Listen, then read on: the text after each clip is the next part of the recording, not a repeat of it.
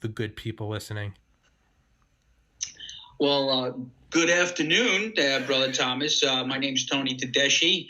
I am a retired New York City fire captain. I was a captain in special operations. I was the captain of Squad Company 270. I spent a good portion, if not almost all of my career in special operations in the FDNY. Prior to that, I worked for just a couple of short years in the NYPD. I was in what was called SNU, or Street Narcotics Unit, which was just basically a narcotics unit, but at the precinct level, not like the big time narcotics teams, but precinct level stuff. And I happened to work in portions of the city back in the crazy crack days. So it was adventurous to say the least. And prior to that, I mean, they're getting a lot of attention now, and rightfully so. I was a member of New York City EAMs, which was prior to it being absorbed by the fire department. It was run by Health and Hospitals. So I kind of jumped from one to the next to the next. My main goal was to be a firefighter. It just was very competitive and difficult to get to. So getting into EMS was the easiest. Then the police was the next easiest. And then finally I got to my end goal, which was the fire department. And in my time in the fire department, also I was a member of New York Task Force 1, which is the federal level urban search and rescue FEMA team. So I got deployed multiple times throughout the country for that. So I got to see some interesting things. I had a fantastic, blessed, lucky career. And, lucky right now I still have my health, so all's well. And here I am sitting down in beautiful Maryland talking to you on a podcast. Beautiful. Can't be too bad, right? Exactly. Beautiful. So last time I had you on, we obviously discussed the coronavirus apocalypse as well as the passing of a mutual friend, but we didn't really talk about anything with your career. But I wanted to talk about that today, in your experiences in and around 9/11. And so I'm just going to put the microphone a little closer to the laptop so it picks you up better. I'm going to lean back and just listen because I want to hear your story. People don't want to hear my dumbass voice chiming in like, oh, yeah. So I'm leaning back and listening. And the floor is yours, Tony. All right. Well, obviously that's always a question, and people say, I said, were you there? Obviously based on my time on the job, I was certainly a firefighter at the time. I was still a firefighter, rank firefighter, and I was working in Rescue Company number 1 in Manhattan, which is literally right up the block from the World Trade Center. It's on West 43rd Street between 10th and 11th, and the Trade Center is downtown, right straight down the West Side Highway there. I happened to be off that day. I was supposed to work. My groups were, theoretically scheduled, or not theoretically, they were scheduled. But in the fire department, we had what was called mutual partners, and we would switch shifts back and forth. So we'd end up doing 24-hour tours and so forth. And that was a regular occurrence. It wasn't anything out of the ordinary. That was like a constant or a consistent thing. My 24 partner was Jerry Nevins, great guy. Unfortunately, he passed away. But that was my daughter, Tony Nicole's first day of preschool, and his kids were the next day. So we kind of just flipped our shifts around and said, okay, you work the first half, meaning he was going to do the first half 24 hours, and I was going to come in and do the next half of 24 hours. And, obviously it was a beautiful September day, and I was getting ready to, bring my daughter to her first day of preschool. And it's a funny little backstory with my young daughter, Tony, that I'll get into in a couple of minutes. But and then you turn on, I get a phone call, and a friend of mine says, did you see what just happened? And he goes, turn on the TV. So I turn on the TV, and obviously you look just like everyone else. And I'm sure a lot of people got the same phone call. Did you see what just happened?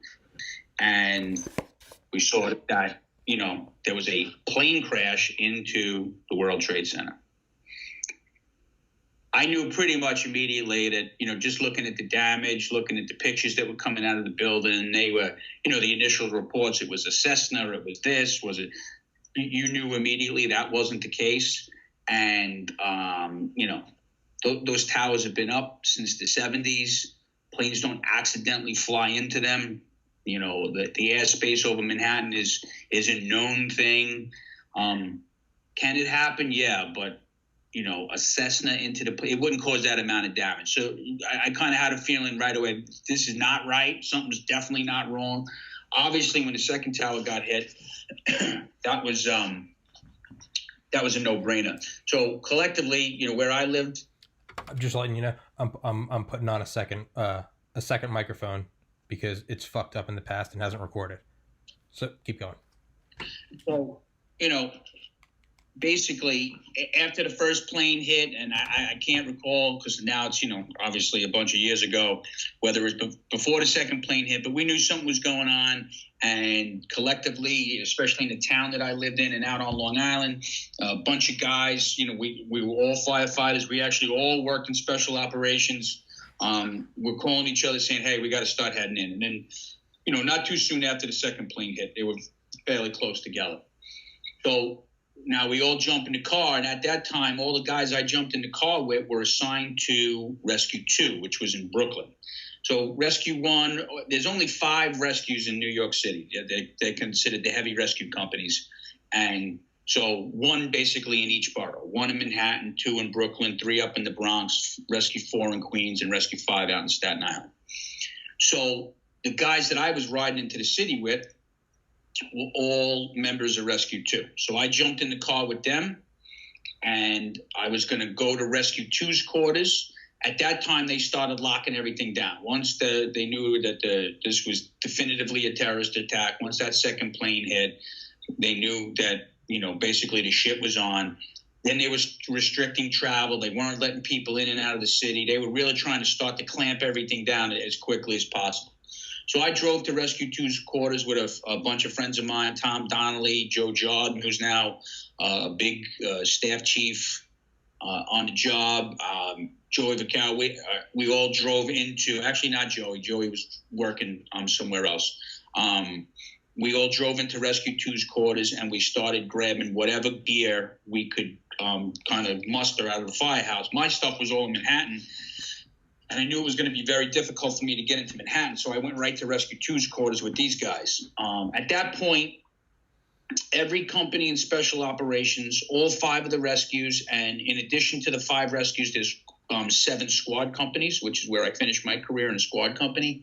5 of the 7 squad companies were there. So you have 7 squads, 12 out of the 12 special operations companies, 10 of them were assigned to the Trade Center. Okay. And it happened when the first plane hit, which was just around 8:45, I think it was 8:46, I believe. That's 9 o'clock is the change of tours in the New York City Fire Department. So the night tour and the day tour, sometimes guys work from the night into the day, but that's when the change of tours happens, either at 9 o'clock or at 6 o'clock at night.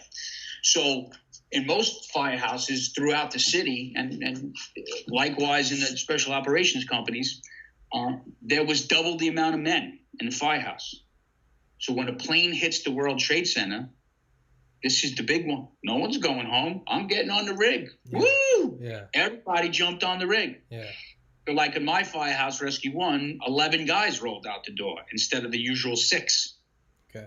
So you had the 6 that were originally on, plus 5 additional that jumped on the rig. So now, mind you, that pretty much is kind of the case for almost all the units that rolled down there. That's why there was such a great loss of life. On top of guys coming from home and retired guys and active guys like myself. So we went to Rescue 2's quarters. Rescue 2 was already in Manhattan. And I remember the captain of Rescue 2, who is still to this day one of the legendary captains. He has since retired from the FDNY. His name was Phil Ruvolo. We got into quarters, and he just said, listen, brothers, this is going to be bad. There's going to be a lot of guys dead. You just realize that. And, you know, we got to try to do what we can do. So we get everything we can get together. I don't remember at what point in time, eventually, the second tower hit is the first tower to collapse because it was hit lower. It was compromised worse. So we get the gear that we can get, but we have no way to get to Manhattan. So a couple of guys walk outside. Now, kind of set it up. I don't know if you're familiar with New York City, but Rescue 2's quarters at the time, they've since moved, was on Bergen Street in Brooklyn, which is right in the middle of Bed-Stuy, which is pretty, you know, and especially at that time, you know, how many years ago? We're talking 2000, right? 2001, so we're at 2019 years ago. It was, you know, one of the tougher ghettos in New York City. The back of the firehouse on a consistent basis when you work there, and I worked there on details all the time, you'd hear the gunshots because the back of the firehouse was a park. So you'd hear the gunshots all night long. And, you know, it's kind of cliche, but it actually was real. It was, you know, it was a bad neighborhood, and that was just the way that it was. So the guys just went out front, and a city bus was coming down the block with a whole bunch of people on it. They jumped out in front of the city bus, and I remember there was like this young black girl driving the city bus. You know, she was a city bus driver. And they just said, hey, listen, we're going to have to commandeer the bus. We need a ride into Manhattan. And without blinking an eye, she's like, no problem. She got up, turned around, everyone off the bus. She threw everyone off the bus right there in the middle of the street. That's awesome. And we all piled onto the bus, and she said, where do you want to go? And we said, you know where we need to go. She said, no problem. And off we went. That's and awesome. Drove through the streets of Brooklyn, and I believe it was, I believe we went over the Brooklyn Bridge. And she got us, you know, just as we were coming across the bridge, and we just get into the area by downtown and start heading towards where the Trade Center is. And we're probably a few blocks from the Trade Center. Wham! The second tower came down. And that's when we basically just, you know, the bus, everything just got enveloped in the dust. We weren't anywhere near the area where the building came down. We were still a few blocks away. And the way those buildings collapsed, you saw, they were a classic, what was called a pancake collapse. So it only took, you know, and I know they did the studies and you look into it, it only took one floor in each building to collapse. And then because the building was so closely engineered that boom, boom, boom, boom, it just fell down on top of itself. Thank God. Because then it would have been even more catastrophic. Because that was their plan. They wanted those towers to fall over. They didn't want them to come straight down. Because back in '93, when I was in EMS, I was also at that Trade Center bombing. When they drove the bomb into the basement of the Trade Center and tried to blow up in the basement. And their idea was that the tower would fall over. They wanted one tower to hit the other. This was the second time they hit the tower. You know, I don't know how many people are aware of that, but it was the second time. And, you know, I know people don't want to hear it, but both times it was Muslim extremists. And the guys that did it the first time are still in jail. They were like radicals from New Jersey. You know, they were from the Middle East, but they were based out of New Jersey. So, you know, the cliche is kind of like the dust settles. We get off the bus. We thank the bus driver, you know, thanks, you know, for what you did. We can never repay you, you know, and off she went. We never saw her again. I guess she went back to Brooklyn and went back to doing her route, knowing how people were operating. And we started walking towards the Trade Center. So, of course, you know, being in a typical special operation, which is a bunch of hard charges, you know, I don't want to ever equate it because I know you've had guys like Dale Comstock and like, we're like the Delta or SEALs of the fire department, but nowhere near their level. Like we're, you know what I'm saying? No, I get you. Yeah, no, you're fine. But, you know, if someone said to try to, like, I don't get what special operations is. Well, we're kind of like, you know, those the cream of the crop of the firefighters. Yeah, that's fine. So, so now, and they're all hard charging guys. And like, we're in the midst of two, you know, 110-story buildings falling down. And of course they look at me and they're like, okay, Manhattan guy, tell us how to get there. And, you know, and I'm dealing with some hardcore ghetto firefighters, you know, and we were all friends. I knew all these guys for years. And I had previously worked in the ghetto too. I went to Manhattan as an opportunity. And So now I'm looking around and I'm like, everything's covered with dust. Some of the buildings that were there were gone. And as we got closer, like I had an idea where we were, and now we get really close to what is ground zero. And I'm like, they're like, where are we? And I'm like, now it's just giant piles of rubble everywhere. And it was, and I say this all the time, it was like walking on a movie set. There was, police cars on fire, ambulances overturned on fire trucks on fire, but dead, quiet, eerie silence, no radio chatter. We had our radios. We had spare radios, which in New York City, that's very unlike the New York City Fire Department. The fires, the radios constantly going, and sometimes there's too much chatter. And there was just this haze in the air, obviously all the cement dust and the silica and the thousands and billions of sheets of paper that came out of 210-story office buildings, that was just kind of wafting down still. And it was like, so people say, how would you describe it? I don't know, like not that I ever went through one, but if I had to describe it, like a nuclear winter after like a nuclear, it was just dead silent. When you go out after a snowstorm and it's silent, it's beautiful and it's peaceful. Well, this wasn't beautiful and it certainly wasn't peaceful. It was like walking through a movie set.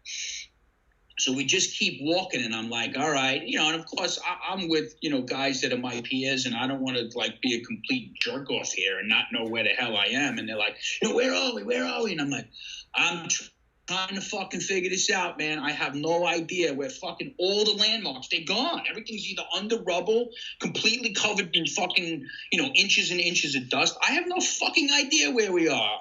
Just give me a minute. I'll figure it out. So finally we're walking, and like I walk up on this pile of fucking debris, and I see a broken window, like a big window. And, something about the building kind of like struck me. And I stuck my head in the window, and I know why it struck me, because it looked like the front of a firehouse. And it was 10 engine and 10 truck, which was literally right across the street from the Trade Center. Literally, you could walk out of the front door of the firehouse, walk across the street, and walk right into the doors of the Trade Center. Okay. So I looked in, and I said, this is 10 and 10. And like, in many firehouses, the kitchen is like a big focal point of the firehouse. So almost all firehouses in New York City, if not all, have like a big giant, long table that they custom made, and that they, someone in the firehouse at some point in time did it, because there's always crafty guys, they're varnished and they have the logos of the company and whatever it may be. And I was able to identify that this was 10 engine and 10 truck. I said, okay, now I know where I am. Now I was able to get, okay, east, west, north, south. This is where this should be. And I was just like, oh my God, and so I walked around, and then I figured out how to get to West Side Highway now.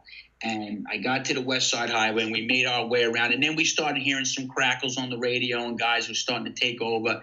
And, the big Marriott hotel that was there was gone. Yeah. There was another building, I forgot how many stories it was. It had like one floor of fire, which would have been a catastrophic, monumental fire, on any regular day. And it was just like, this is just forget it. We got no time to deal with that. And we basically just kind of figured out where sort of the towers were. And there was this one big giant, probably had to be 6, 7, 8 stories worth of debris that was left of one of the towers. And what happened is, guys just tried to start finding areas to start digging, and where would where would survivors be, in voids and pockets. And so we had gotten to that point, and at this point I kind of split off and tried to start looking for some guys that were from Rescue 1. And I want to see if I could pull up a picture for you right now. But I found my fire truck that was assigned to my company. So let me see if I could pull up this picture and bring it up. But across the West Side Highway in Manhattan was this like a sky bridge, basically. Mm-hmm. They went from the Trade Center across the highway, so they didn't have to cross this 4-lane, like, mega busy highway, so they can get to the office buildings and the smaller buildings on the other side. And this building was completely here it is. I'll tell you a funny story about this too. So I don't know if you can see this that well, but oh yeah, no, bring it up. Oh yeah, perfect. Okay. Jesus Christ. So that's Rescue One's rig underneath the bridge that went across the West Side Highway. And so the whole front of the rig was crushed by this bridge and debris. And I was able to go into the back of the rig, and it was actually burning on the inside.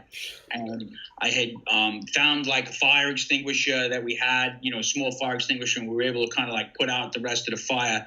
And I had since at that point linked up with a few other guys that I knew and just started to pull some gear, whatever was left on the rig, off the rig, what wasn't destroyed. And, and then we just started going to work and digging and trying to figure out where our brothers were. And,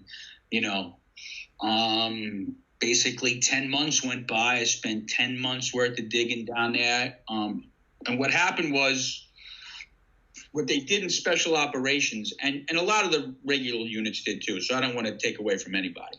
But in special operations, they just basically kept a 24-hour presence there 7 days a week for 10 months. So at first, just when you weren't working, you were down there digging. And then you went to the firehouse and you did your shift, and you would get a little bit of rest, you would do your shift, and you would go back and dig. Then they kind of worked the rotation and said, okay, Rescue One's going to be down on the pile today, and that's what they ended up starting to call it.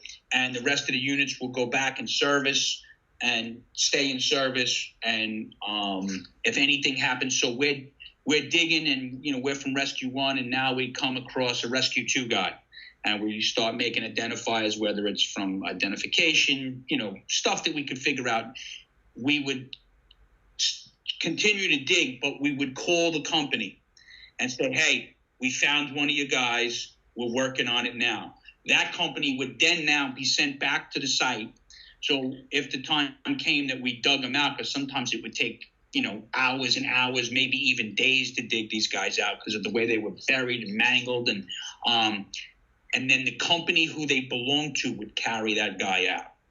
And it was a courtesy that was afforded. So if Rescue One was off and Squad 41 was digging and they found a Rescue One guy, they would always call. They would never carry him out of the site. They would let the company who he belonged to. And if it was a regular company, any company that they found someone, they would call that company. The company would come down to the site and they would carry their member out, and or whatever was left of their member at that point. And, that continued on. And there's like various different stories. I'd have to go back into the memory bank and some crazy stuff and some stuff that I probably shouldn't say, just in case, God forbid, some family members are ever come across stuff like this. But, we spent a lot of time, and there's some things that people say, like, they love to bash Christy Todd Whitman, who was the, what was it? Not the EPA commissioner or whatever. She was in charge of the EPA at that time for federal government, and they had said that the air was safe. I could tell you from my own perspective, whether they would have said the air's not safe or safe, I would have continued to dig, Yeah. There were, while we were digging, we also were dealing with the families back at the firehouse. Like at my firehouse, 11 guys were killed. 2 of them were officers, the captain and the most senior lieutenant. There's only 25 firemen and 4 officers assigned to each company. So it was 1 captain and 3 lieutenants. So half of our command staff was gone, and half the company was gone. And that was pretty much the case in a lot of firehouses. Half the firehouse was gone. Uh-oh. You there? Yeah. Are you there? I lost you again. I think I got you again. Back? Are you back? Yeah. Yeah. You froze up for a second, but I still got all the audio. Yeah. Right. So like I said, in a lot of the firehouses throughout the city, and none of the issues that I'm bringing up were just to special operations. All the firehouses that were affected had the same thing. Special operations was greatly affected because of the amount of people that went there. Out of the 343 guys that were killed that day, now hundreds have died afterwards from various ailments related to 9/11. But out of the 343, 90 plus were from special operations. Jeez. So basically, if you worked in special operations that day, with the exception of the 2 companies that didn't get assigned because they wanted to keep them for the rest of the whole city. Yeah, the rest of New York City. Yeah. They wanted some special operations capability for the rest of the city. So they kept these 2 units, which happened to be the furthest ones away.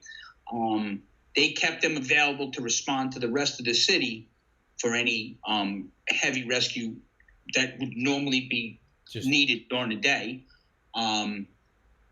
You died. And it was the night shift and the day shift, or, the night tour and the day tour, they called it. So a lot of firehouses lost double. And, that's why it was so ultra devastating.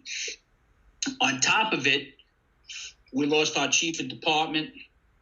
We lost one of the first deputy commissioner.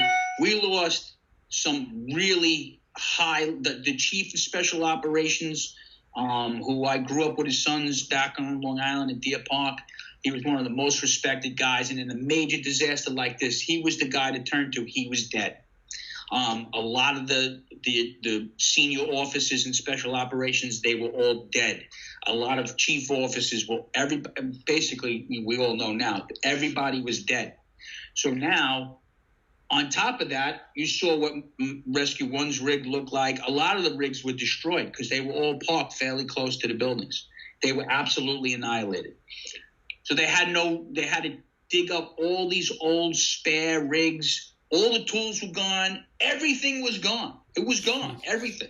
The water infrastructure was gone. They took old fireboats, like 1930-something fireboats. And at the time, our fireboat fleet was very old. Like, one of the fireboats was from the 40s, still operating in 2001.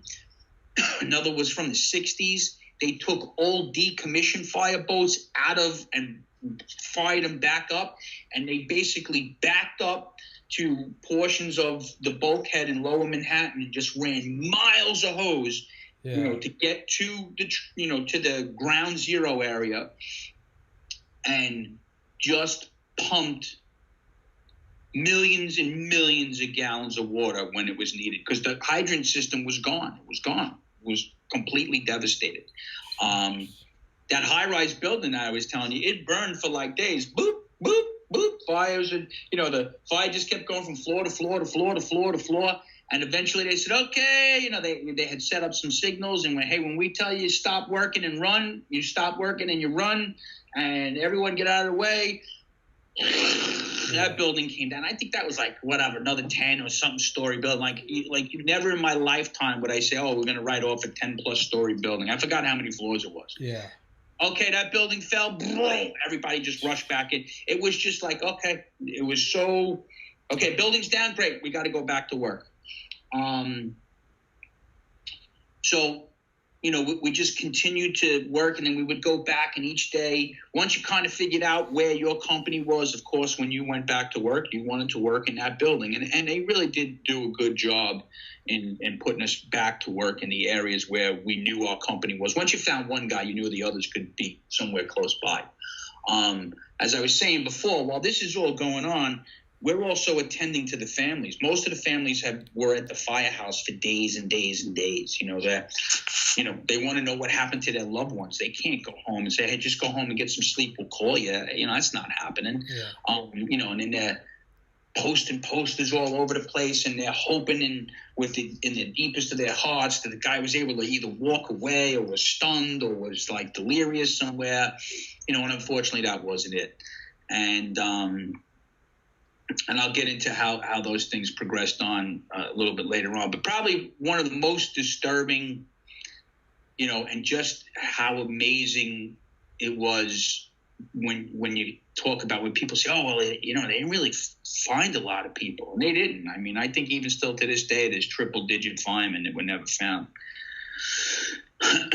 We got to a guy that was kind of trapped in a void.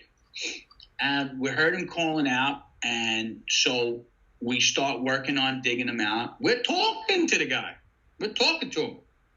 He even kind of sticks his fingers underneath like an area. So we're talking to him and saying, all right, man, we're going to get to you. Just hang in there. And at this time, New York City iron workers, construction workers, I mean, these guys, they're the real unsung heroes because they came in with a lot of the heavy equipment. And New York City iron workers, man, they know how to fucking move steel. You need to move steel, these guys know how to move it. And without them, we would have never been able to accomplish cleaning up that site and even remotely digging for people. So long story short, we're digging. We're talking to this guy, we're digging. And now whatever's left of the Marriott Hotel, that's where he was, is becoming unstable. And we kind of started to get away from, because at every, of course they brought in engineers and all these structural super guys. And, every 10 seconds they wanted us to stop working. And it was just getting like, fuck the engineers. Like, you take a look around, you make a realistic assessment. And what ended up happening was we started deferring to the iron workers. Those guys, like I said, they know how to fucking move steel. Yeah. They know how it reacts, even when it fails. They, they just had a better sense of what was going on. Yeah.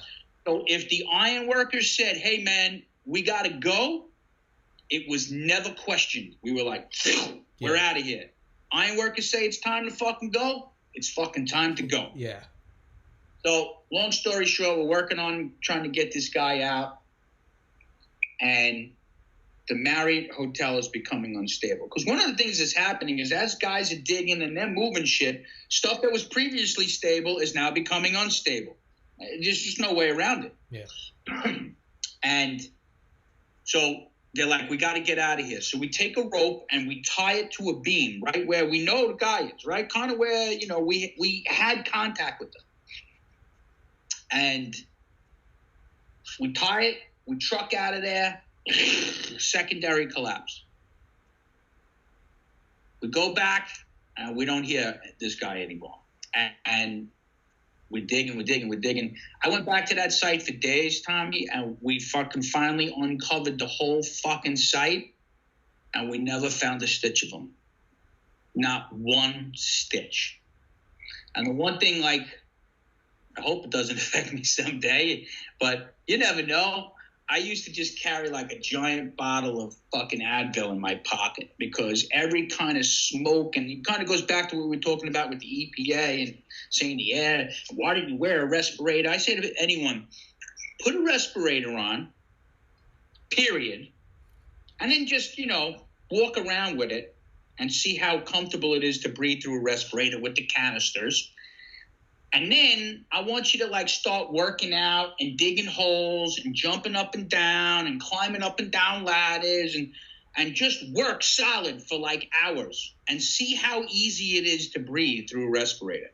Yeah, we tried, but after a while, you just couldn't do it. Yeah. And we didn't have the manpower to rotate out. Nor did you have the will to say, oh, yeah, I'm going to stop. I can't breathe. I'm going to go sit and take a break now. Hey, man, my brothers are fucking buried. There may still be fucking guys alive in there. Yeah. We don't know. After a certain point in time, you said no. And, all the different colored smokes and I had a fucking mind-numbing headache every day. So I would just take handfuls of Advil just to get it to stop, and I can keep working. And at one point, I just remember we were guys, crafty, and you don't think about it then, but you look back at it years later, and we talked about it, the balls that some guys had and some of the shit that guys did at this site that were just beyond insane. And I was involved in some, at one point, I told you that one big main rubble pile had to be 7 or 8 stories tall. So they had to get to the top to start tunneling down to try to find the guys. And basically it was the core, what was left of the stairway core. The way that trade centers were designed was both towers were a concrete core, had the stairwells and the elevator banks in them. And then from there, they ran truss work out to 4 walls. And those 2 buildings happened to be in high-rise construction in New York City. The exterior walls are not considered bearing walls. Yeah. It's a skeleton type of construction, and it's a very sturdy, stable type of construction. The trade center was different. It was truss construction. And truss construction is a great engineering thing, but from a construction standpoint, but from a firefighting standpoint, it is a horror show because they fail quickly. And once they fail, because of the engineering, it's usually a catastrophic type of failure. So they had all truss that went out to the 4 walls. So that's why those buildings collapsed, that it was truss construction. And if you go back, I read a book many years previous. It was called High Rise Fire and Safety when I was, continuing to learn my craft. And it was written at the time by a guy named John O'Hagan, who was the chief of department at the time in the New York City Fire Department. And he died prior to 9/11. But he would go to the meetings when they were building the World Trade Center. Obviously, it was a big deal for New York City. This was a big event. And he would go to the construction meetings, and obviously, they'd invite the fire chief and this guy and that guy. And he would say, these buildings, the design is a disaster. If anything ever of major consequence happens in this building, it's going to be a major disaster. Do you got? And they'd be like, yeah, thanks, chief. Yeah, all right, chief, zip it, all right? Yeah, thanks, we got it, but the engineers know better than you. And he's like, I'm telling you, these fucking buildings are a disaster. If something ever happens, it will be a disaster. And, who would have thought, crashing 2 planes into it? If you go back and you do a little Google history, I think it was a B-52 or a B something, crashed into the side of the Empire State Building. Yeah, the B-29, yeah. The Empire State Building didn't fall down, because it was old school construction. Limestone, yeah. So, so they went ahead, they built the buildings, and now this major catastrophe happens. And so we had to kind of get down in from the top, rather than try to dig in from the sides. We wanted to say, hey, can we get into that stairwell? Maybe guys are in there. Guys would climb to a certain point and they would tie ladders to the rubble, whatever was stable. Then they'd pass the ladder up and they tie it, and guys would hold it, and a guy would climb and he would tie the top of that ladder, and they'd pass another ladder up. And they did this for like 7 stories. Jeez. At least. And that's what we took every day to get up to the top of this. And then we had gotten to a point where we had burrowed so far down, digging down, and, we're passing torches up and heavy equipment. And, even the heavy equipment couldn't get to it because the rubble pile was so vast that the heavy equipment, it was going to take months for them to get to that area. So we said, well, we got to climb it. We got to climb to the top of this fucking thing. We couldn't get fire trucks in there with ladders or anything because you couldn't get close enough. We said, we got to scale it. And that's what the guys ended up doing. And then they would get up and they would pull all this heavy equipment up there, and you would just work up there for fucking hours and hours and hours and hours. And it got to the point where we burrowed so far down that now it became unstable. Because we were burrowing down inside this thing, creating like a hollow tube now at this point. And we found a lot of guys that way, or pieces of guys, like I use my company, but I won't use names. We found a hand in a glove, and that's all we found. One of the guys I work with, who happened to be a good friend of mine, we found his helmet and never found another thing. We found portions of other guys. And then we found some guys that we kind of found, some guys we found whole, completely whole. And then some guys we found whole, but because they were so twisted and tangled and they were not going to stay that way, you know. So, but it just became what it was. You just kept going, and then every time you found somebody or something, that was closure for the family, you know. I can't imagine for some of the families that nothing was found. You know, and I had two good friends that I grew up with in Deer Park. One was a cop and one was a fireman. One of them was a real close personal friend of mine. And two brothers, and the father was also a fireman. Both brothers were killed that day. And they found one brother, and they never found the other. As a matter of fact, the other brother, they never found anyone in his whole company. The whole company. So 6 guys, they found nobody. So, you know, and then it just continued on. And I have to say, and like we talked about it with the coronavirus, you know, that was a time when it was really amazing how people really came together, and the support that we got from the city and the support that we got from the neighborhoods and everyone. And there was always food trucks there, and there was always people bringing food, and, you know, trucks would pull up. And now it was like, obviously it happened in September, and now the winter's coming, and trucks would pull up and they would have like Carhartt stuff for you. You know, they would give stuff to guys to dig with. And, you know, it was really tremendous to see the support there were, you know, and I kind of see glimpses of that now, but nowhere near that, you know. And, you know, you have these few different memories that you have, like when after I found my rig that I was telling you about, I'm walking across the pile heading towards an area to dig, and a very good friend of mine, very good close personal friend, you know, saw him, and we just kind of ran up to each other and gave each other a big hug and said, "Oh man, I'm glad you're alive." And I was like, "Yeah, man, you too," you know. And you know, and then another thing is I had rushed off to work. At the time, I was married to my ex-wife, and she was a school teacher. I pulled up to the school. I said, "Come outside." I go, "Here's your daughter. I got to go. It's bad." And she's like, "What? I'm working." I'm like, "Yeah, well, I'm out of here. I got to go." And I said, "Go watch the TV." You know, and then everybody was kind of getting an idea of what was going on. I had a cell phone at the time. I think I had AT&T back then. But again, all the cell phone service in Lower Manhattan was gone. Yeah. The infrastructure of Manhattan was gone. So the fire department did a lot of great things, and they did a lot of stupid things too, because all the leadership was gone. And like I said, we were taking care of the families, and then it got to the point where they just said, like, we have a funeral detail that when a fireman dies, there's a whole unit that'll go in and walk the family through the whole process and walk them through the formal funeral.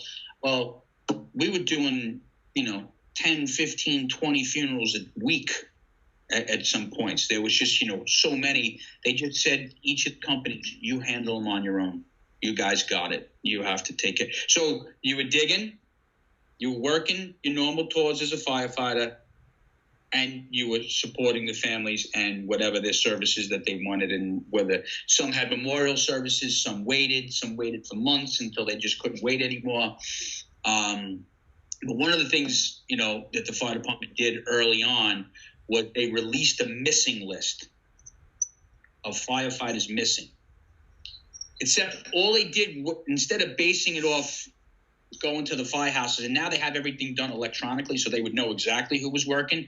Back then, everything was on paper, so you didn't know. You had an idea of who was working, but you didn't know. It wasn't something you could pull up quickly. It was per firehouse and per battalion and per division that knew who was working, and really almost per firehouse at that point. Like, the battalion didn't know the 5 guys that were working. He just knew the 5 guys were working in that firehouse. It was the firehouse's job to maintain the manning. Well, all they did was they took the group chart, right? And the New York City Fire Department works on what's called a 25 group chart. And there's each firefighter is assigned to a group, and then they kind of, in a cycle, they run the groups through. And it take me a little while to explain the chart to you. It's not even worth explaining, but there's a chart.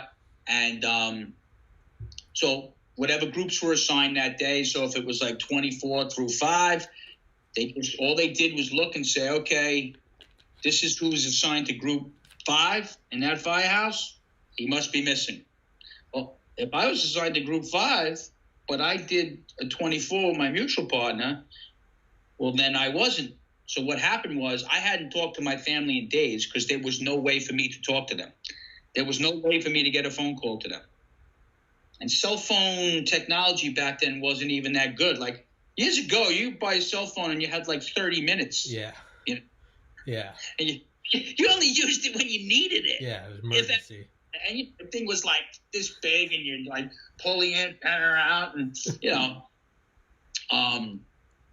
so I hadn't talked to my family in probably 3-4 days. I had 3 young daughters, and the missing firefighter list came out, and I was on it, and a lot of friends and family and people saw the missing firefighter list.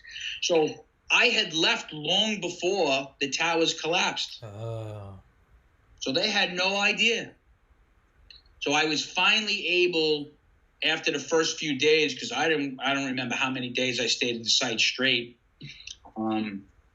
Did I finally get back to the firehouse, and then there was landlines that I was able to call my house and let them know that I was still alive. And I don't remember. I didn't go home for probably the first time I went home. Probably was an easy 2 weeks into the operation. They just finally were like, go home, decompress for a day, and then come back. But there was that overwhelming urge. Yeah. Just I had to be there, and everybody. It wasn't just me. I'm not tooting my own horn. Yeah. There's guys that did a lot more than I did by far. But I guess that would be the condensed version. And then, if people ask me, I'm at peace with what happened. I don't have survivor's guilt, because if it was the other way around, the 24s were what they were. I mean, we always did them. I feel terrible that, my mutual partner passed away because he was working for me. But, it's not something that was out of the ordinary, And then there was so many stories. Like one of the guys in my firehouse, he was retiring. He had his retirement papers in his locker, Another guy was, in his 60s and didn't want to retire, and he got killed, So, when people say, "Oh, you want," if you want me to talk about it, I will. I don't ever like, "Hey, how you doing? I'm Tony Tedeschi, and I was at 9/11." Yeah. I don't ever usually say that. I'll say that I work for the FDNY, and people ask me, "Hey, were you there?" I say, "Yeah, I was there." If you want to ask questions, fine. I'm not going to start to elaborate unless, like, someone like you said, "Hey, would you mind, let me know what's going on?" Because what happens, and it just happened to me recently, like I told you, I was going to tell you, I'm in a bar fairly recently, and I got some guy, former New Yorker, living down here now, telling me, I did this, and I did that, and I did this. And I think he probably did do a lot of shit, I don't doubt him for a second. And he was a tradesman. He wasn't a fireman. And he's fucking arguing with me about the rescue rig he pulled out. Or actually, I pulled out ladder 3 from the underneath the bridge. Now, I knew ladder 3 was parked behind my rig. There's certain things like burnt into my brain. Like that picture that I showed you, that's burnt into my brain. I remember certain things. There's snapshots that I took, I guess, unconsciously in my brain. I'm like, no, bro, that's not how. Don't you fucking tell me I fucking did it. I'm like, listen, man, I don't want to argue with you. Just because, I know, and he wasn't breaking my balls that I was a fireman. He was actually very supportive of firemen. But it's sometimes people that love to fucking talk about, and I know that, just listening to him talk, I know he worked down there a long time, so I got to give him credit. But, sometimes, the way he introduced himself to me was, I done, and I won't say his name. Oh, and by the way, I was at the Trade Center. Okay, I could be a fucking UPS driver. He happened to know I was a fireman first. Okay. Like I said, I don't say, how you doing? Like when you first met me, I don't say, hey, Tommy, I'm a fireman, and I was at Trade Center. Yeah. No. So getting back to the story, finally had enough, and I just said, hang on a second. And I went to my phone, and just like I had to do, unfortunately for you, I probably should have been a little better prepared, but I didn't really have anything scripted in my mind. I had to scroll through my pictures, and I go, so are you fucking sure about that fucking truck you pulled out? Are you fucking sure? You fucking tell me. And of course, everybody's in the cups, and I'm like, boom. I threw my phone down on the table, and he looked at it, and he's like, what the fuck? You were right. I go, yeah, I know it's fucked. Yeah. You should sometimes know your audience before you fucking pound your chest. Yeah. Those are the people I want to avoid, Yeah. And a lot of people, even regular people, not firemen, not cops, not EMS, a lot of regular people did a lot of great things. A lot of people. That's what I was talking to you about, that whole unity. And there's so many things that went on. And even the support systems of what people did to support the workers that were down there.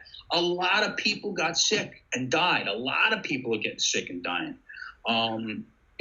There was that very famous photo of the black woman that was completely covered in dust. Mm-hmm. And she was able to get into a store and they washed the face off. She just recently died, like I think last year, of cancer. And it was all 9/11 related. And, all she did was run for her life, I know guys that dove under rigs and survived, and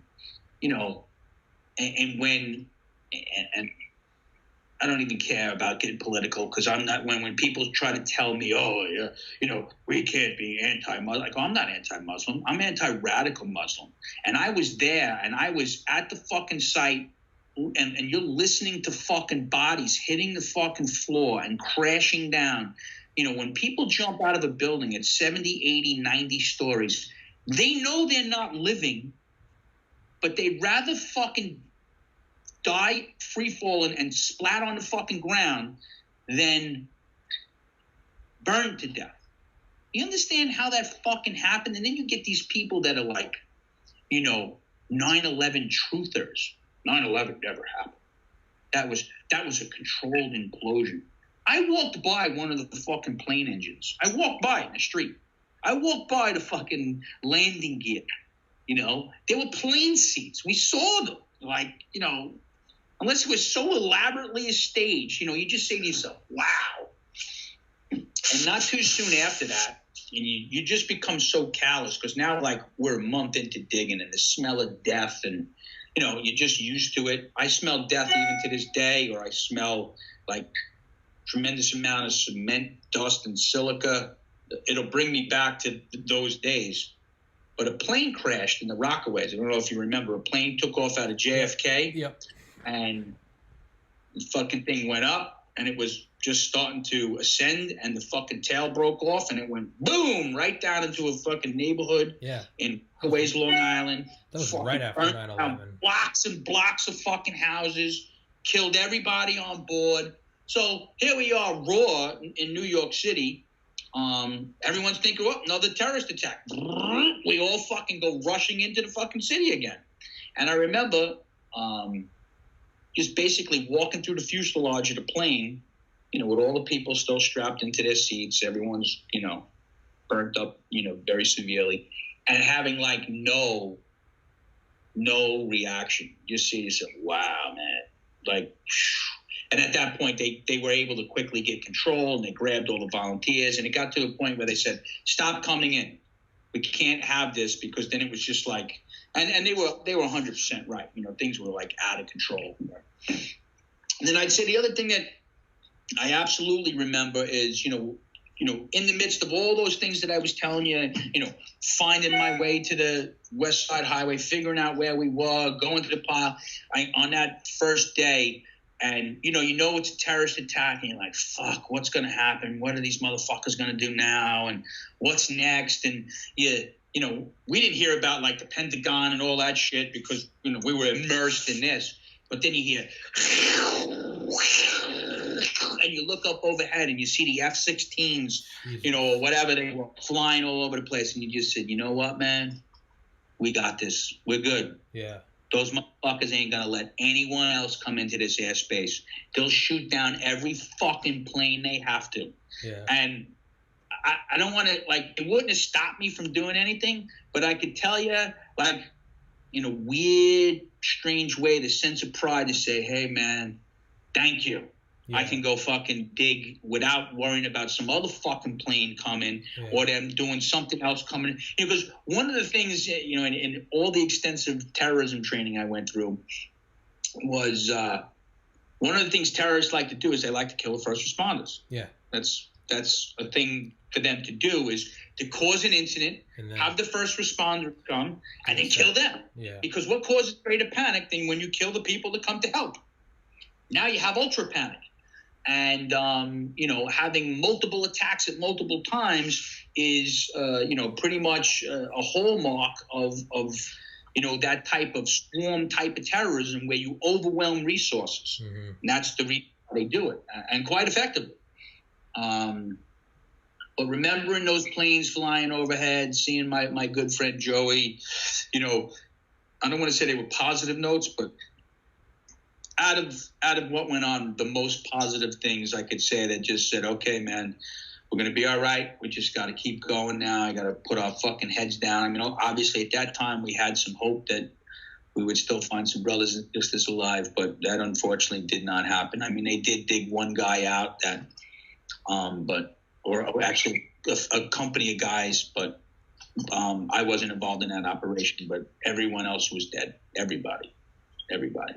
And then I even got calls from friends and cousins at some point. And I had a good, one of my closer knit cousins. We were much closer knit when we were younger, and our family spent a lot of time together. And as we got older and got married and all that, we kind of grew apart. But I got a call from my Uncle Donald and Aunt Nettie, and I know my Uncle Donald passed away. I'm not sure if my Aunt Nettie's still alive, but their daughter, her husband, was in one of the towers, and they called and they just said, if we send you a picture, would you mind just keeping an eye out for him? I mean, what am I going to say? I said, of course, and I did. I carried the picture with me just in case I found something, and his name, and, if we ever came across a civilian, or what we thought was a civilian, or anything with identifying. I mean, at that point I had remembered his name.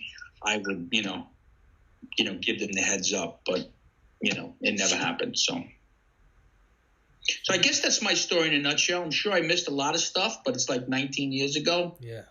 I mean, I'm happy to be here now. It's probably one of the reasons why I retired a little bit earlier than I anticipated. Not that I had to, but, a lot of guys are getting ill and passing away. And,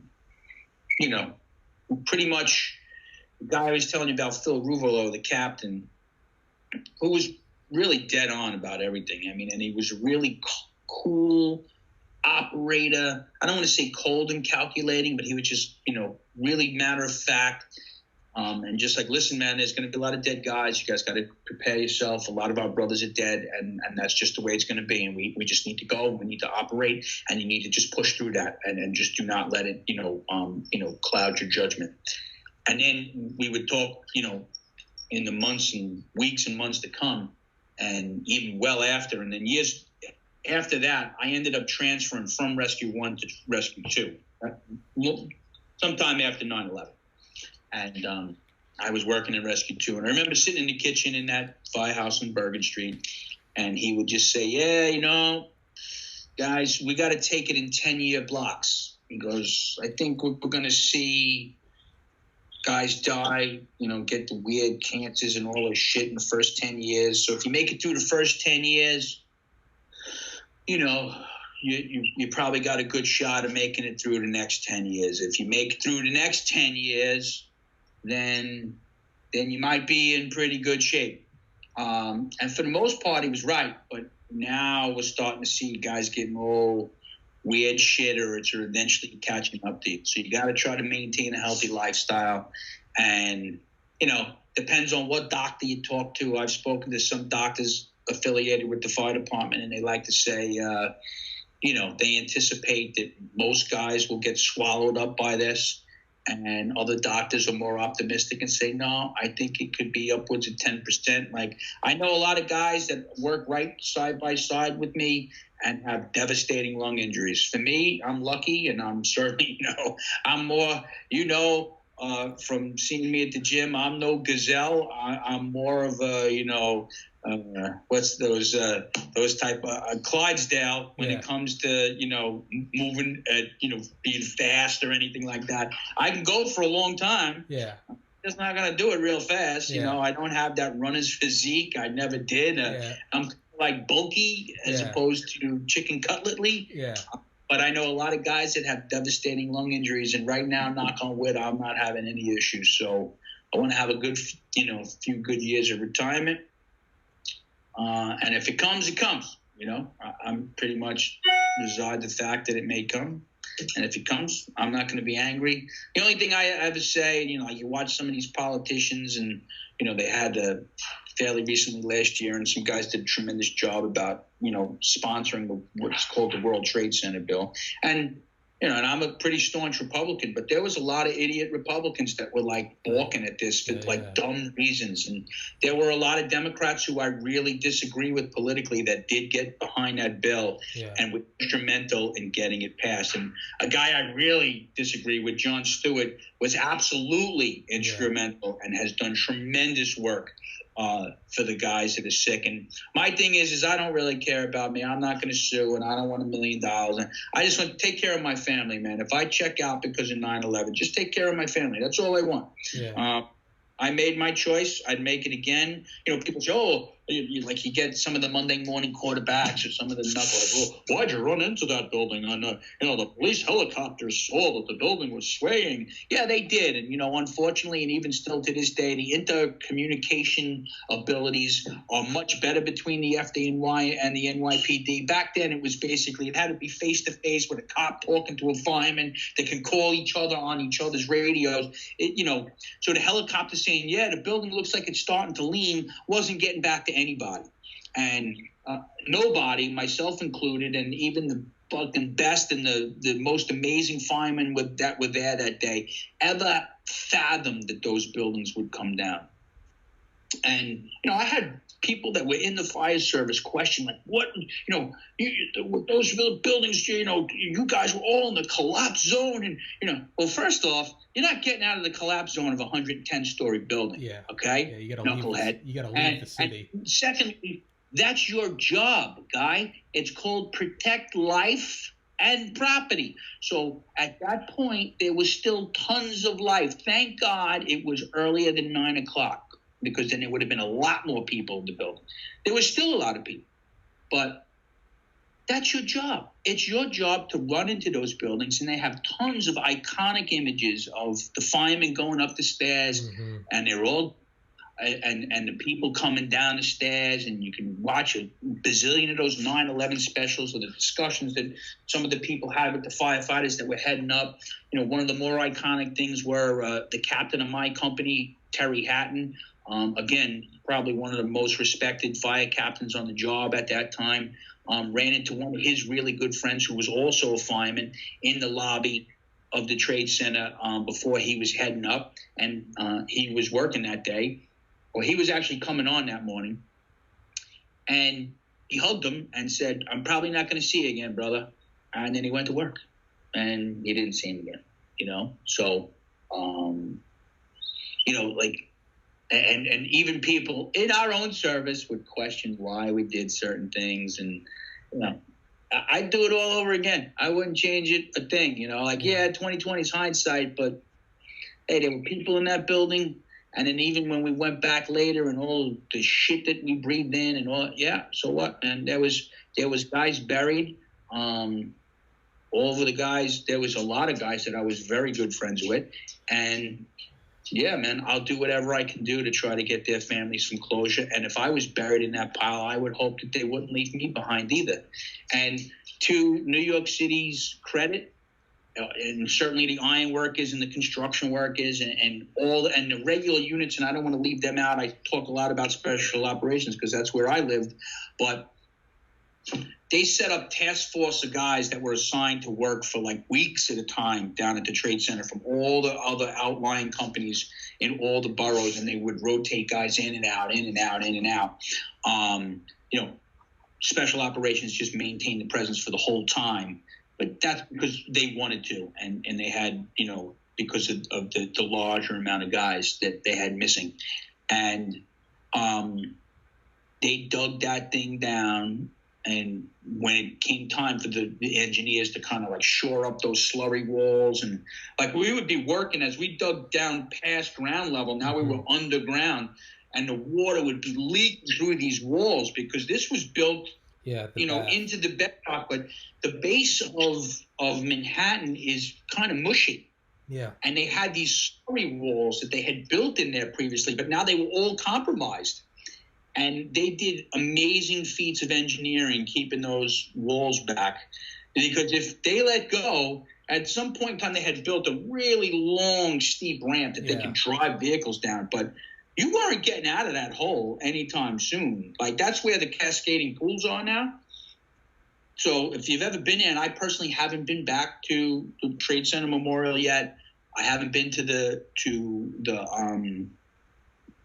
you know, to the museum that's underground there. I'm going to do it. I just haven't done it. You know, I haven't brought myself to going back there. I spent a lot of time, and it's not that I don't want to. It's just I'm not motivated to do it for some reason.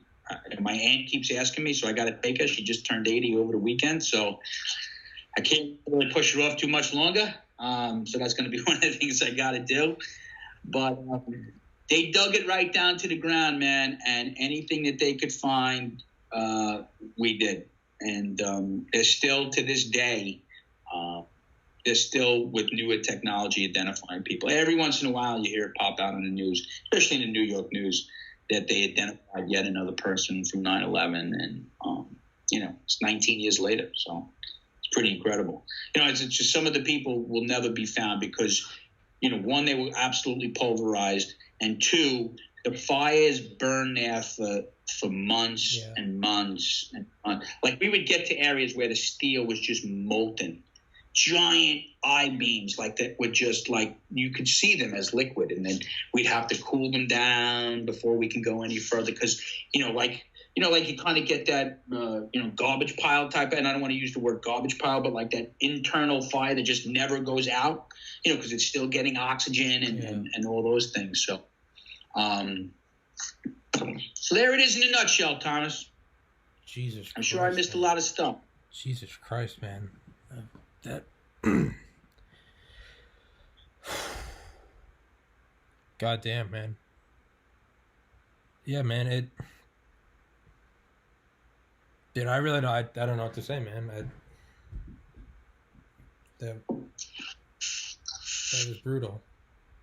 I mean, you know what it comes down to? Like, when people say, "Oh my God," I don't think there's very few people that were either on the job or, say, you lived in New York and you wanted to be a New York City fireman. We're just ordinary people, and that's just your job. And sometimes you have to rise to the occasion. And for the most part, I'm sure there's a select few guys that did it. But for the most part, everybody did. And it's just all regular guys, just like me and you. No one's superstars. Like, I'm certainly no rocket scientist and anything of that sort. I went into civil service because I was a knucklehead in school. I was a knucklehead in general. It was either civil service or the military. It was one or the other, And, some guys did some really amazing things. Don't get me wrong. But most people would have done the same thing, You just don't know until you're faced with it. Yeah. If you ever listen to those guys, and, you and I had talked about it, whether it's like, I know Jocko's real hardcore, but you listen to a guy like David Goggins, or I just listened to some other guy, just listened to a podcast, like, I listened to your podcast, some guy that was a SEAL, that became a doctor, that became an astronaut, Johnny K. Yeah, I know who you're talking about. Yeah, Mr. America.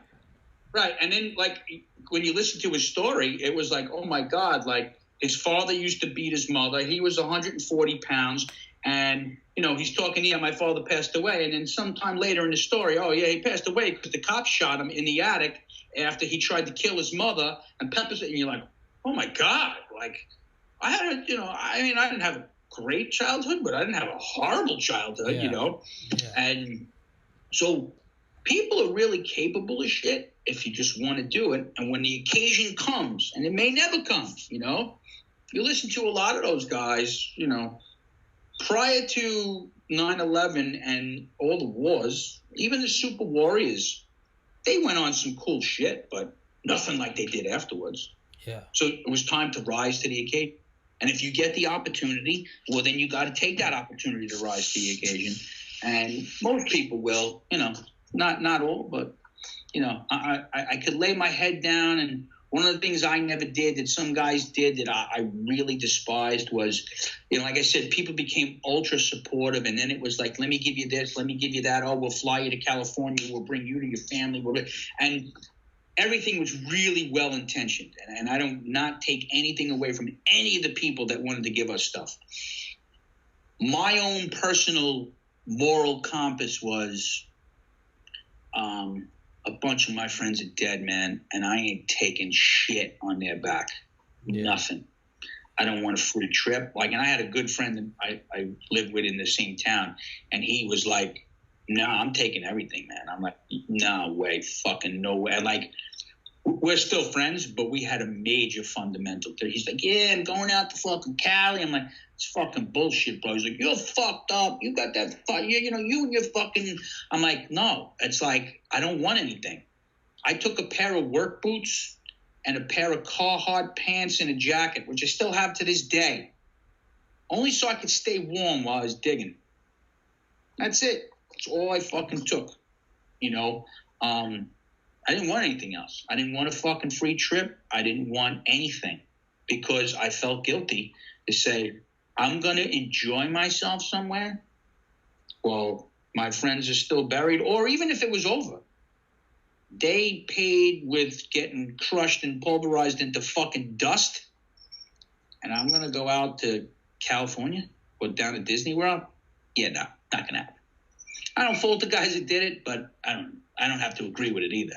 So, and then there was funky things that went on, like, some guys who didn't change their beneficiaries. Guys are married with kids, and mommy and daddy are still the beneficiaries. And, when people die, money does fucked up things to people. Like, we had to argue with some people, like, no, you have to give that money to your daughter-in-law for her kids. Like, she's going to they're going to give her money. There's a lifetime pension plus money poured in from a lot of different areas. But it went to your beneficiaries. Yeah. And it was like, no. I'll give it to them when they need it. We're like, no. That's not going to happen, man. Like, and there was cases like that. Or guys who forgot to take their ex-wives off, and the new wife's like, what? And there was nothing you could do about it. Like, I can only imagine, like, the rotten fucking bitch that I was married to, my ex-wife.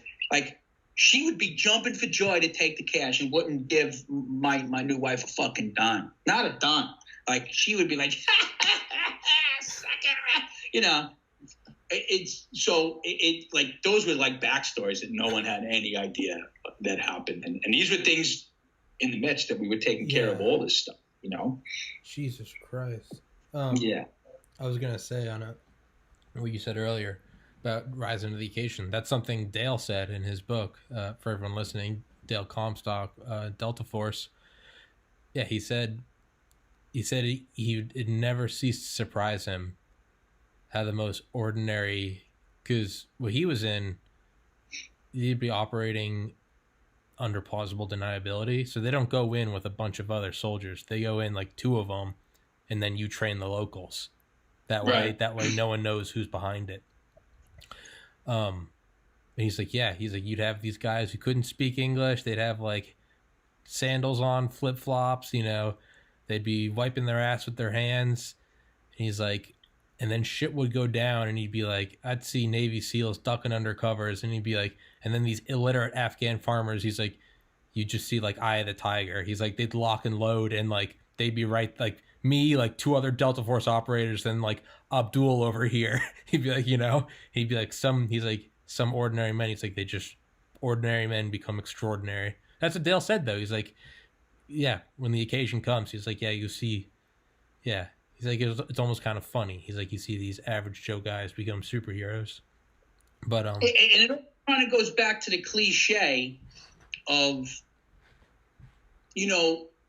when people are in crisis or under pressure or anything like that, or put in a life-threatening situation, then you can really see what their mettle is about, and what they're really made of.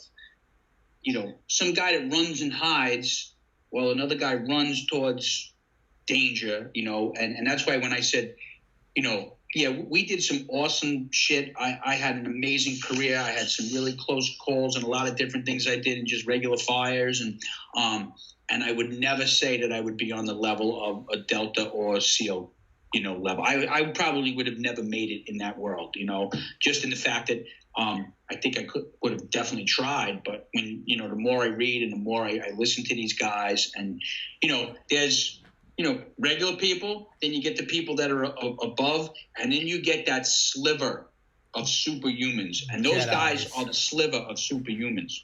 And listen, that guy that was wiping his ass with his hand could have been a superhuman. It's just if he lived in a different place. He didn't live in the 18, not even like 700 BC, the way they still live in Afghanistan. Yeah. But that's what Dale said. He'd be like, if this guy was born in Detroit, he'd probably be a Navy SEAL too. It just so happens to be that he got dealt a shitty hand. But he'd be like, God damn, some of these guys would rise to the occasion, and just like, if they're American, would have got medals of honor. So, but yeah, it's man,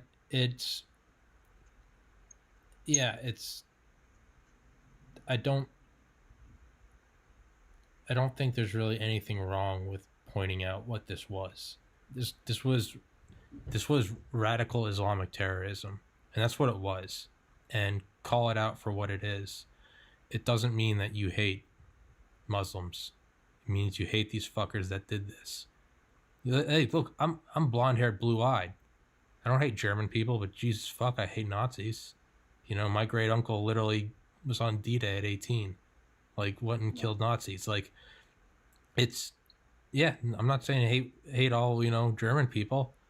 Fucking hate Nazis. And it's the idea that we can't call this what it is. Like, I'm not saying we should be walking around saying, radical Islamic terrorism did this. No, not at all. You don't have to. It's just, but the idea that you can't say it, to me, that you cannot. Well, it's part of that PC culture. Like, no one had a problem, and I don't have a problem with it. I'm Italian. When they said the Italian mafioso, and because guess what? A good portion of the mafioso were Italians. Yeah, and they did some fucked up shit, man, and they were just bad fucking dudes. And like certain neighborhoods, they loved them, but in general, they were not nice people. And most of the time, they weren't nice to each other. But no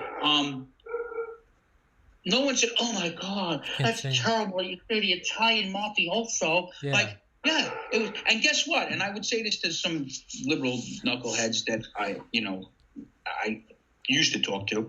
Be like, and if it was a bunch of Italians that flew the planes into the building, I'd say those radical fucking Italian motherfuckers the same way I would say about Arabs. Yeah. Hey, man, like I'm a pasty white Irish. I'm a pasty white Irishman. But fuck the IRA. Fuck those people that put bombs off in civilian they areas. Weren't good guys. And call what it is. Yeah.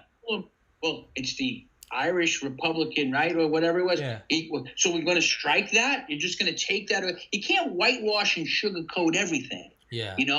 And the only thing that I would say I find disappointing, I mean, listen, that's expected. But the thing I find disappointing is the further we get away, and I guess maybe it's just part of it, but the further we get away from 9/11, the more and more people forget. You listen to some of these politicians and the things that they say. We have some radical Muslims that are in our in our political system now. But, I'll give you a perfect example. My daughter went to a school up in Connecticut. I won't name the school. And obviously, Connecticut, part of the tri-state area, New York, New Jersey, Connecticut. People in Connecticut worked in Manhattan. It's a short train ride away. Same thing for New Jersey. A lot of New Jersey people work in the tri-state area. You'd be hard-pressed to find someone that was not directly affected or knew someone that was killed or knew someone that was killed in 9/11. We lost 3,000 people, and that's a lot of people to be killed. Not 3,000 at the Trade Center, but in general, a lot of people. And here it is X amount of years later, and it's 9/11 she's on campus, and 9 o'clock in the morning, 8:45 comes, 9 o'clock, 10, nothing. No acknowledgement of it. Not even, hey, let's just have a moment of silence. Today is 9/11. Nothing. Not one. So she kind of calls me, and she's all twisted up. So obviously she's deeply, affected by it because of everything. And a lot of the people that got killed, she knew, went to a bunch of funerals. And so I said, well, if you're so pissed off, write a letter to the president of the university, which she did. She didn't even as much as get an answer. And for the 4 years that she was in that college, they never, ever did. Not even, I'm not saying have a big ceremony. You can just say whatever. They put out, the alerts and the tweets and this and that about every last little thing. And you can't just say, hey, let's have a moment of silence at, 8:46 when the first plane hit, or, pick the time when the second building fell, or just pick a time. At 9 o'clock, we're just going to have a moment of silence, and that'll be that. Just acknowledge that it happened. Nope, nothing. For 4 years. And for 4 straight years, that kid wrote a letter to the president of the university, and for 4 straight years, never even got as much as an answer. And you just say to yourself, wow, this is one of our higher learning institutions.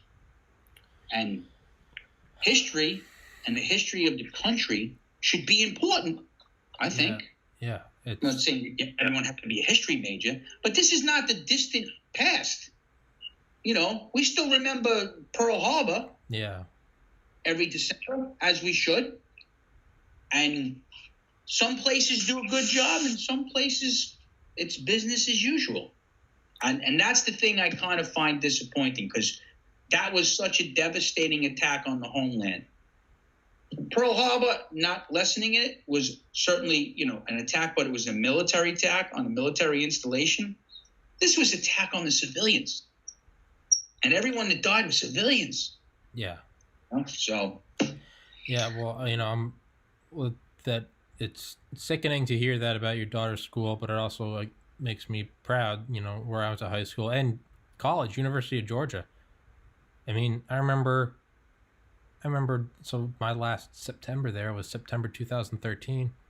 I vividly remember, it was microbiology lab, and we stopped, and it was for 1 minute at 8:46. So that just makes me love the University of Georgia that much more. So shout out UGA. But yeah, man. And it's in a lot of places, a lot of great things, And like you said, what did you say? Did they? No, they stopped for a minute. You had them, and that's all it takes. No one's saying have a full day of mourning. Just stop for a minute.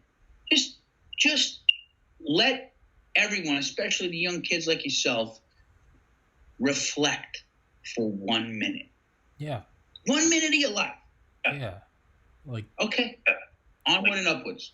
Back to work. Let's go. Woohoo! Yeah. I'm good with that. We want life to go back on. We want life to continue. So it is what it is, man. I just think it's part of it. I try not to let things like that aggravate me. I try not to let a lot of things about 9/11 aggravate me, because I'm still alive. Yeah. A lot of the guys are not. So yeah. I just kind of looked at it like, hey, man, it could be a lot worse for me. I'm still here, and I'm just going to be thankful for that and not bitch too much about the other stuff. Yeah. Would you? So you and I had the original date that we were going to do this episode on, and then obviously you did it today because you're awesome. Would you any chance want to still keep that date we have next week, and in the time between then and now, I can post this in some emergency response, like on Reddit, like firefighters, or I can find subreddits and be like, hey, here's Tony Tedeschi, who served on 9/11 as a firefighter. Was there, because like with Dale. Dale came on Delta Force. Everyone loved it. I then went and posted in like parts of Reddit, like Special Forces, and people loved it. They asked a bunch of questions, and tomorrow actually Dale's going to answer, and it's only what he wants to answer. And but yeah, I don't know if I'm going to get like Dale Comstock type of numbers, man. He's like legendary, dude. I'm just some bot. Shut up, Tony. I guarantee you the people would have questions for you. Would you want to do something like that if I can get a reasonable amount of questions? Absolutely, not a problem. Hell yeah, you're the man, Tony. Thank you very much. I'll link. That was what the 20th, correct? We were talking about maybe tentatively. What I can check my schedule, but yeah, it's whatever the original day was. Yeah, you're the man. Thank you so much. Thank you for everything you did. Thank you for everything you continue to do, and obviously, let's never forget especially the 343 firefighters who were killed that day. So, yeah, man. Honor. And unfortunately, I gotta kind of, say like what people, I don't know if they realize, we're upwards of like 200 guys now that have passed away from 9/11 cancer. So we're fast approaching. They know that we're going to surpass the original 343. With the guys afterwards. The nice thing is the fire department does make it a line of duty death. They are remembered on the memorial wall. And the other people that are really not recognized is a lot of the construction workers and a lot of those folks that work down there. Those, like I was telling you about those iron workers and all those guys that work side by side with us.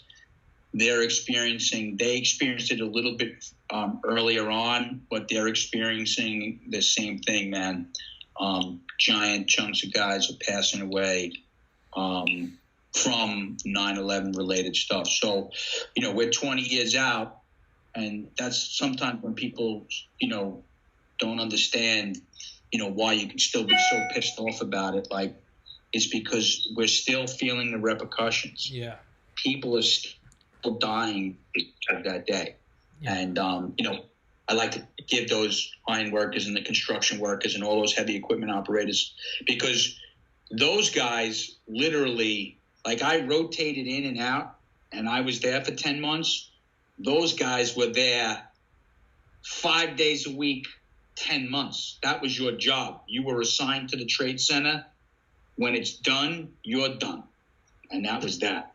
So they spent inordinate amount of time down there. More than any firefighter did. And so just a little shred of respect for those guys, too. Yeah. Well, I mean, I'm glad you said that, because I had never heard, when you mentioned that, I realized I was like, that's a part of the story I had never heard before. So I'm glad we could give them some recognition. And on a lighter note, let's do you know when Powerhouse is opening again? Do we know?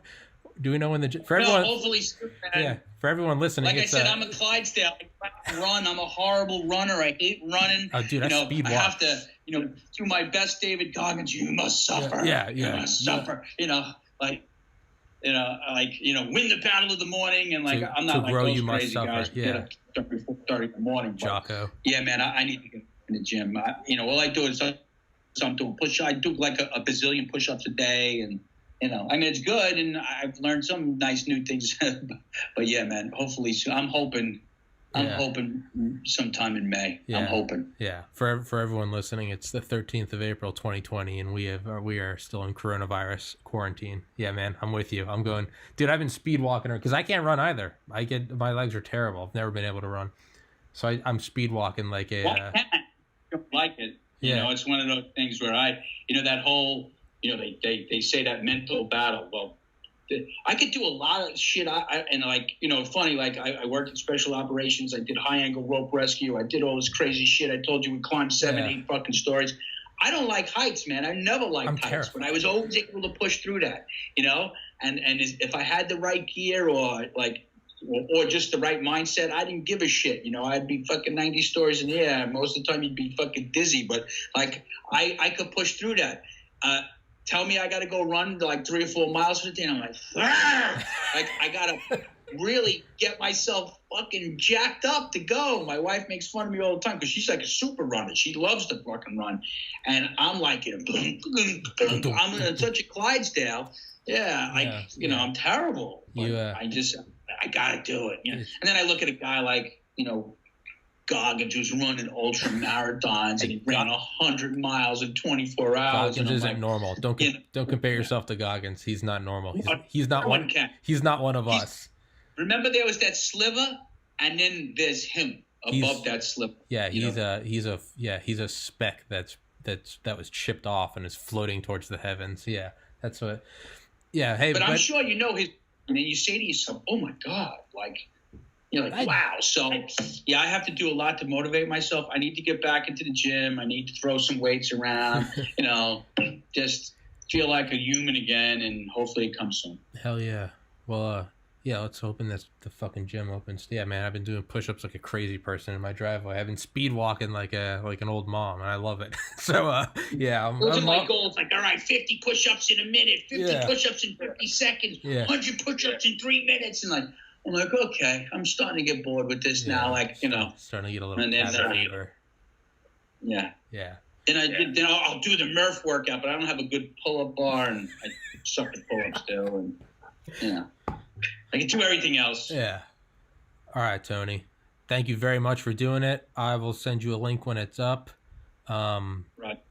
Obviously, there's an ad at the beginning, but shout out Anchor FM for being awesome and hosting this shit. And yeah, man.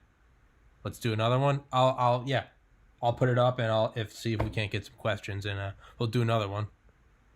All right, man. Well, thanks for letting me participate. Once again, it was fun. I'm glad I could help you out Thank you for coming at the last minute. But hey, guess what? There was a whole lot of nothing going on. I couldn't even go out in the yard and dig holes, which I've been doing for days because it was like a torrential downpour here. Yeah. But I fucking appreciate it, man. Yeah. Thank you so much, Tony. And I'll text you after this. All right. All right, Thomas. We'll see you soon, man. All right, brother. Be well. Peace.